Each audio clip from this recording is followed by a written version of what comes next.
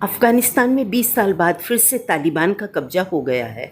अफ़गानिस्तान में अब सत्ता हस्तांतरण की तैयारियां शुरू हो चुकी हैं।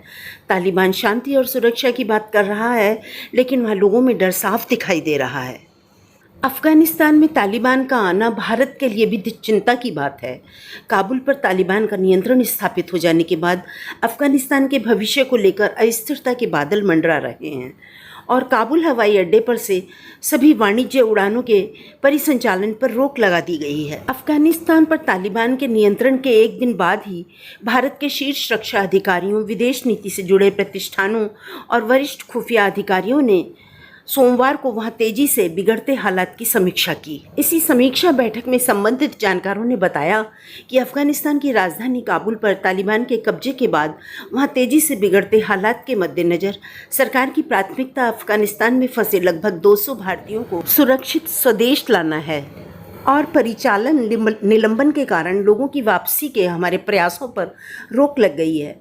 हम प्रक्रिया को फिर से शुरू करने के लिए उड़ानों को पुनः शुरू होने की प्रतीक्षा कर रहे हैं। इसमें भारतीय दूतावास के कर्मी और सुरक्षा कर्मी शामिल हैं।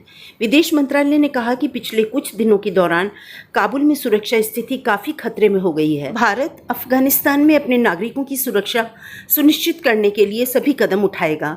इसके साथ ही यह भी कहा गया है कि युद्धग्रस्त देश छोड़ने की इच्छा रखने वाले सिखों और हिंदुओं को आने के लिए सुविधाएं मुहैया कराई जाएंगी। अफगान संकट पर बीजेपी के सुब्रमण्यम स्वामी ने कहा, भारत पर हमला बोलेंगे तालिबान, पाक और चीक संभावित परिणामों के लिए रहें तैयार। स्वामी ने एक ट्वीट के जवाब में लिखा कि भविष्य में कौन गलत या कौन सही, यह अनुमान लगाना समय की बर्बादी है। दोनों या अधिक संभावित परिणामों के लिए तैयार रहने की ज़रूरत है। तालिबान ने चीन को अपना दोस्त करार दिया है। अफगानिस्तान के एक बड़े हिस्से और राजधानी काबुल पर कब्जे के बाद आज तालिबान की तरफ से नई सरकार को लेकर घोषणा की जा सकती है।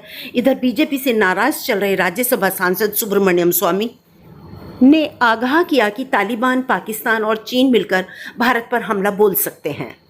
एक अन्य ट्वीट में स्वामी ने लिखा कि महाभारत से लेकर महाराजा रणजीत सिंह तक अफगानिस्तान के क्षेत्र पर राज करने का इतिहास रहा है, लेकिन फिर भी हम सेना भेजने से बचते रहे हैं। काबुल पर तालिबान के कब्जे के बाद अफगानिस्तान की राजधानी में पैदा हुए मौजूदा हालात के मद्देनज़र आपात स्थिति में लोगों को वहां से निकाले जाने के तहत विमान ने भारतीय कर्मियों को लेकर काबुल से उड़ान भरी थी। इससे पहले काबुल में हवाई अड्डा संचालन निलंबन होने से पहले एक अन्य C-19 विमान के जरिए सोमवार को कुछ भारतीय दूतावास कर्मियों समेत करीब 40 लोगों को अफगानिस्तान से भारत लाया गया था। भारत पाक मसलों में तालिबान नहीं देगा दखल, प्रवक्ता बोले, राजनयिकों को देश छोड़ने की जरूरत नहीं। इधर काबुल से C-17 ग्लोब मास्टर विमान भारतीय कर्मियों को लेकर आया। विमान से उतरते समय वहां मौजूद लोगों ने उनका स्वागत किया। विमान से उतरते ही लोगों ने भारत माता की जय के नारे लगाए।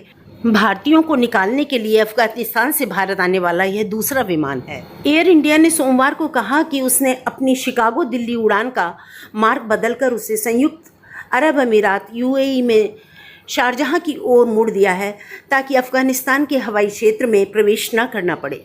C-19 विमान भी कल दोपहर 12 बजे से ठीक पहले जामनगर में भारतीय वायुसेना एयरपोर्ट पर उतरा।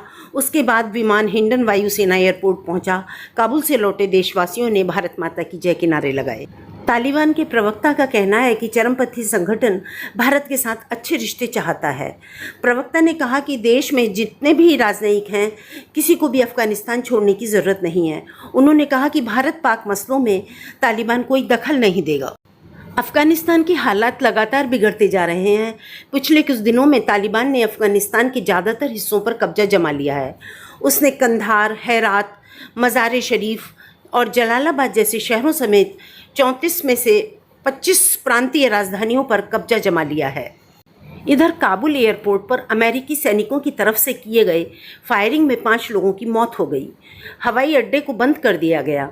अमेरिका के विदेश मंत्रालय के एक अधिकारी ने बताया कि अफगानिस्तान से अपने लोगों को निकालने के बीच काबुल में अमेरिकी दूतावास से अमेरिकी झंडा उतार लिया गया है। अधिकारी ने बताया कि दूतावास के लगभग सभी अधिकारियों को शहर के अंतर्राष्ट्रीय हवाई अड्डे पहुंचा दिया गया है, जहां पर हजारों अमेरिकी तथा अन्य लोग विमानों का इंतजार कर रहे हैं। कांग्रेस के एक वरिष्ठ नेता ने ट्वीट किया, अफगानिस्तान का तालिबान के हाथों में जाना हमारे देश के लिए शुभ संकेत नहीं है। यह भारत के खिलाफ चीन पाकिस्तान साठगांठ को मजबूत करेगा। संकेत बिल्कुल अच्छे नहीं हैं। हमें अब अपनी सीमाओं पर अतिरिक्त सजग रहने की आवश्यकता है।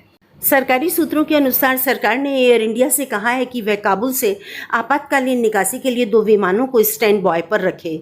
एयर इंडिया ने काबुल से नई दिल्ली के लिए आपातकालीन ऑपरेशन के लिए एक दल तैयार किया है। संयुक्त राष्ट्र ने अफगानिस्तान में सभी से संयम दिखाने का आग्रह किया है। संयुक्त राष्ट्र के महासचिव एंटोनियो गुतेरेस ने अफगानों की जान बचाने और मानवीय सहायता पहुंचाने के मकसद से तालिबान और अन्य सभी पक्षों से संयम बरतने का आग्रह किया है। दिल्ली में अफगानिस्तान के दूतावास के बाहर सुरक्षा कड़ी कर दी गई है।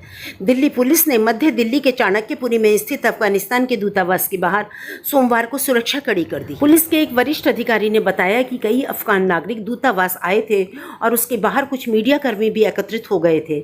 उन्होंने बताया उन्हें नियंत्रित करने और स्थिति सामान्य रखने के लिए दूतावास के बाहर सुरक्षा बढ़ा दी गई है।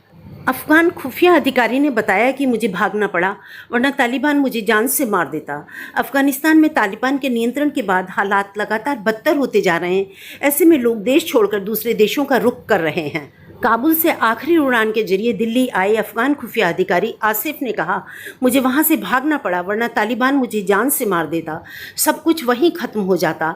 मैं अपने परिवार को अपने साथ नहीं ला पाया। पूर्व भारतीय राजनयिकों ने अफगानिस्तान पर तालिबान के नियंत्रण को भारत के लिए झटका करार देते हुए सोमवार को कहा कि भारत सरकार की प्राथमिकता फिलहाल यह होनी चाहिए कि वहां से भारतीय नागरिकों को सुरक्षित बाहर निकाला जाए।